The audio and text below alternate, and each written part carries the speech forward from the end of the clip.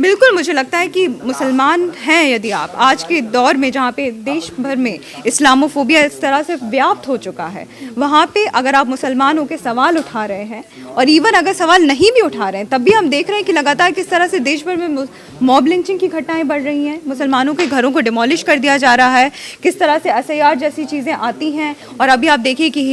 किस तरह से असम के CM ने जो बयान दिया, इस तरह के बयान दिए जा रहे हैं जहाँ पे मुसलमानों को वोटर लिस्ट से भी उनके नामों को हटाया जा रहा है। 5 रुपए की जगह 4 रुपए दो, इस तरह बिल्कुल की बात बिल्कुल इस तरह मुख्यमंत्री कह रहे हैं, मुख्यमंत्री इस तरह की बातें कह रहे हैं, सरकार में बैठे लोग इस तरह की बातें कह रहे हैं और उस समय पे आप उनको जेल में डाल देंगे, वो भी बेबुनियाद तरह से जेल में डाल देंगे। आज भी आप देखिए कि बार बार इस बात को दोहराने की जरूरत है कि जो तमाम साथी जेल में हैं वो अभी भी अंडर ट्रायल है, यानी कि उनका ट्रायल भी अभी शुरू नहीं किया गया है। किसी भी तरह का पुख्ता सबूत उनके खिलाफ जो आरोप लगाए गए, बहुत ही जघन्य आरोप लगाए जा रहे हैं, UAPA के तहत उन पर आरोप लगाए जा रहे हैं, लेकिन कोई भी पुख्ता एविडेंस अभी तक भी केस में नहीं प्रेजेंट किया जा रहा है। और उसके बावजूद 6 साल हो गए हैं, वो अभी भी जेल में हैं, अभी भी उनके साथी और परिवार वाले उनके संघर्ष के लिए, उनकी रिहाई के लिए संघर्ष कर रहे हैं लगातार। तो मुझे लगता है ये बहुत ही शर्मनाक चीज़ है कि एक लोकतंत्र में रहते हुए, जहाँ पे एक संविधान है, जहाँ पे एक जुडिशरी है जिस पे हम सब को एतबार है, लेकिन वो जुडिशरी लगातार हमें इस चीज़ में डिसअपॉइंट कर रही है, ये बहुत ही शर्मनाक है। लेकिन जिन पॉइंटों का, जिन बिंदुओं को आप यहाँ पर दे रही हैं, उन्हीं बिंदुओं पर सुप्रीम कोर्ट ने बात करते हुए कहा कि प्रथम दृष्टया में आरोपी और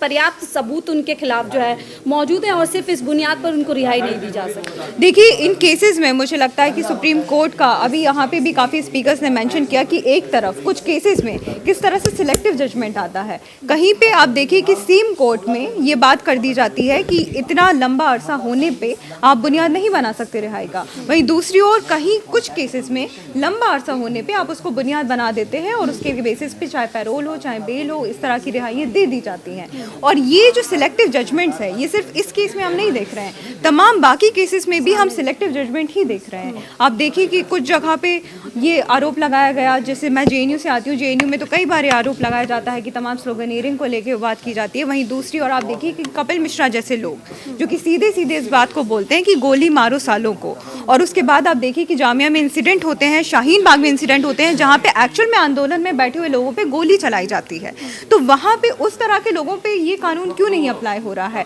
उस तरह के लोगों को क्यों क्लीन चिट लगातार मिलती जा रही हैं? और सिर्फ कुछ सिलेक्टेड लोग जो कि आंदोलनकारी लोग हैं, जो इस देश के कंसाइंस को बचाने की लड़ाई लड़ रहे हैं, सिर्फ और सिर्फ इसलिए क्योंकि उनके नाम मुसलमान है, सिर्फ इसलिए उनको जेल में अभी तक रखा जा रहा है। तो आप कह रही है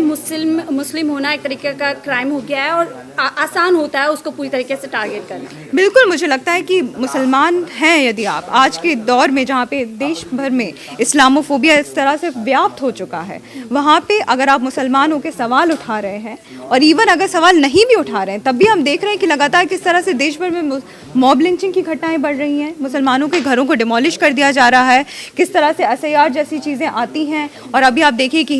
किस तरह से असम के CM ने जो बयान दिया, इस तरह के बयान दिए जा रहे हैं जहाँ पे मुसलमानों को वोटर लिस्ट से भी उनके नामों को हटाया जा रहा है। 5 रुपए की जगह 4 रुपए दो, इस तरह बिल्कुल बिल्कुल इस तरह मुख्यमंत्री कह रहे हैं, मुख्यमंत्री इस तरह की बातें कह रहे हैं, सरकार में बैठे लोग इस तरह की बातें कह रहे हैं। और जब ये बातें वो कर रहे हैं तब आप भड़काऊ स्पीच का इसको काउंट नहीं करेंगे, क्या इस पे आप चार्जेस नहीं लगाएंगे? तो ये जो सिलेक्टिव जजमेंट की चीज़ है, तो मुसलमानों को जिस तरह से टारगेट किया जा रहा है वो खुलेआम इस चीज़ में है। और शर्जील का केस हो चाहे उमर खालिद का केस हो, वो बहुत क्लासिक एग्जाम्पल्स हैं कि कैसे अगर आप एक इंटेलेक्चुअल पढ़े लिखे मुसलमान है, एक पॉलिटिकली अवेयर मुसलमान है, तो किस तरह से आपको टारगेट किया जाएगा। मैम, जैसे ये बिना ट्रायल के अभी इतने साल लंबे समय से जेल में है, ताज़ा मामला एक अयोध्या का भी है जहां रेप के आरोप उन पर लगे थे, बुलडोजर चला दिया, उनकी बेकरी बंद कर दी, और अब 2 साल बाद जब फैसला आया तो वो बरी हो गए। हो सकता है इनके साथ ये ऐसा, तो इस तरह मुसलमानों के ऊपर जो आरोप लगे उसी तरह से देखिए, जैसे अयोध्या का मामला था, रेप का आरोप लगा था उनके ऊपर, बाद में बरी हो जाते हैं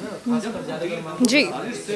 तो वही बात है कि आप देखिए कि लगातार चाहे किसी भी तरह के मसले हों, हम देखते हैं कि अगर हम इस देश में रह रहे हैं, तमाम तरह के अलग अलग आइडेंटिटी के लोग इस देश में रहते हैं, हमें इस बात को समझने की ज़रूरत है कि कुछ आइडेंटिटीज़ ऐसी होती हैं जो कि वल्नरेबल आइडेंटिटीज़ हैं। उसमें चाहे इस देश के मुसलमान आते हों, चाहे इस देश के दलित आते हों, चाहे महिलाएँ आती हों, चाहे आदिवासी आते हों। और इस देश में अगर इन आइडेंटिटी के लोगों को टारगेट किया जाना किस तरीके से बहुत ईजी होता जा रहा है, ये सिर्फ मुसलमानों की बात नहीं है, चाहे आप दलित लोगों को भी देखें तो बहुत ज़्यादा इजी होता है कि किसी दलित पे आरोप लगा देना, किसी आदिवासी पे आरोप लगा देना, किसी मुसलमान पे आरोप लगा देना। और तमाम जो एक नेक्सस होता है, चाहे सरकार में बैठे लोगों का हो, चाहे पुलिस वालों का हो, चाहे CBI का नेक्सस हो, इवन जुडिशरी वालों में जो बैठे हैं उनका भी एक नेक्सस हो, वो पूरा नेक्सस मिलकर काम करता है उन्हें टारगेट करने का। और पूरे देश में आप देखिए कि तमाम तरह के नैरेटिव बना के जिस तरह से मार्जिनलाइज आइडेंटिटीज़ को लगातार विलेनाइज किया जाता है, तो देश भर में ये माहौल बन जाता है कि जब इस तरह के आरोप किसी मुसलमान पे लगेगा तो लोगों के लिए विश्वास करना बहुत ईजी है।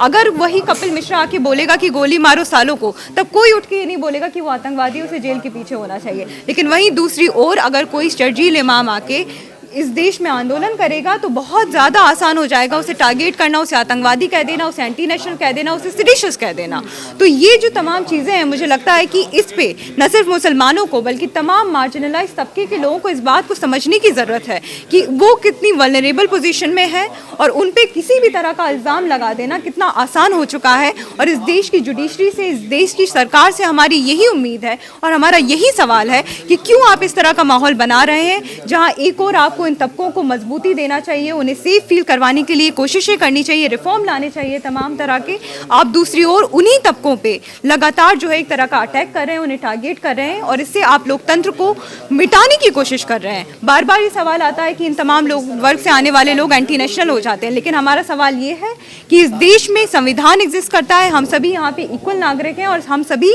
वही इक्वालिटी के साथ, वही डिग्निटी के साथ रहना चाहते हैं। जी बिल्कुल, मुझे लगता है ये बहुत जायज़ सवाल है और हम सबको पूछने की ज़रूरत है। और ये सवाल मुझे लगता है कि इसलिए भी ज़रूरी है क्योंकि हम देख रहे हैं कि चाहे संविधान एग्जिस्ट कर रहा है लेकिन तमाम तरह की इस तरह की घटनाएं हो रही हैं। इस्लामोफोबिया फैल रहा है, जातिवाद फैल रहा है, मनुवाद की सोच फैल रही है, मिसोजिनी फैल रही है। तो जब एक हिंदू राष्ट्र आ जाएगा तब तो और क्या ही दुर्गति बनेगी इस देश की। और इस देश के संविधान को बचाने के लिए मुझे लगता है कि ये रिस्पॉन्सिबिलिटी जो है ये सिर्फ दबे कुचले वर्ग का, पिछड़े वर्ग का, मार्जिनलाइज वर्ग का नहीं है, ये रिस्पॉन्सिबिलिटी इक्वली उन तमाम लोगों का भी है जो अपर कास्ट से आते हैं, जो प्रिविलेज बैकग्राउंड से आते हैं। उन तमाम लोगों का ये रिस्पॉन्सिबिलिटी कि सभी लोग आके इस देश के लोकतंत्र को बचाने की कोशिश करें। आप लोग कह रहे हैं चक्का जाम राजद्रोह नहीं है, तो क्या लगता है कि जिस तरीके से मुस्लिम बाहर आए, उन्होंने अपने हकों की बात की, उनका यही जुर्म बन गया कि उन्होंने रास्ता रोका, उन्होंने आवाज़ें उठाई और विरोध किया? देखिए, पहली बात तो सरकार में बैठे लोग अगर ये डिसाइड करने लग जाएं कि आप किस तरह से प्रोटेस्ट करेंगे, किस तरह से प्रोटेस्ट नहीं करेंगे, तो मुझे लगता है कि डेमोक्रेसी में जो एक हेल्दी डिबेट, डिसेंट का कल्चर है, जो सरकार को क्रिटिक करने का, सवाल करने का, उनसे सवाल पूछने का जो कल्चर है वो पूरी तरह से ख़त्म हो जाएगा। चक्का जाम को जिस तरह से इन लोगों ने इस तरह से प्रेजेंट किया है कि जैसे बहुत ही एंटी नेशनल कोई बात कर दी है, मुझे लगता है कि आप इस देश का इतिहास देखेंगे, हमेशा से जब भी कोई प्रोटेस्ट होता है, कोई आंदोलन होता है, तो किसी ना किसी तरह लोग साथ में आते हैं, ऑर्गेनाइज होते हैं, तमाम तरह से कहीं रास्तों पे बैठते हैं, कहीं किसी के ऑफिस पे धरना देते हैं। तो इन तमाम चीज़ों को आप अगर समय के साथ उसे टारगेट कर देंगे, उसे एक तरह से क्रिमिनलाइज कर देंगे, तो मुझे लगता है रिजीम बदलने की कोशिश इस धरने के द्वारा की गई थी। देखिए, रिजीम, पहली बात तो अगेन यहाँ पे एक और स्पीकर आए थे, उन्होंने बहुत क्लियरली इस बात को बोला था कि रिजीम बदलने का डिमांड वहाँ पे नहीं था। डिमांड ये था कि जो CA NRC बिल आप ला रहे हैं उसको आप वापस लीजिए, ये उनका डिमांड था। वहाँ पे डिमांड ये बिल्कुल भी नहीं था कि सरकार बदलनी चाहिए। लेकिन इसके अलावा मुझे लगता है कि हम डेमोक्रेसी में रहते हैं, सरकार बदलने की भी हम डिमांड कर सकते हैं, ये बहुत ही जायज़ डिमांड है। और सरकार बदलने के लिए अगर हमें लगता है किसी भी मुद्दे पे चाहे कि हमें सरकार को बदलना चाहिए, हम उसके लिए कोई प्रोटेस्ट कर रहे हैं, लोगों को ऑर्गेनाइज कर रहे हैं, तो मुझे लगता है वो भी एक बहुत जायज़ सोच है और उसका स्पेस बरकरार रहना चाहिए।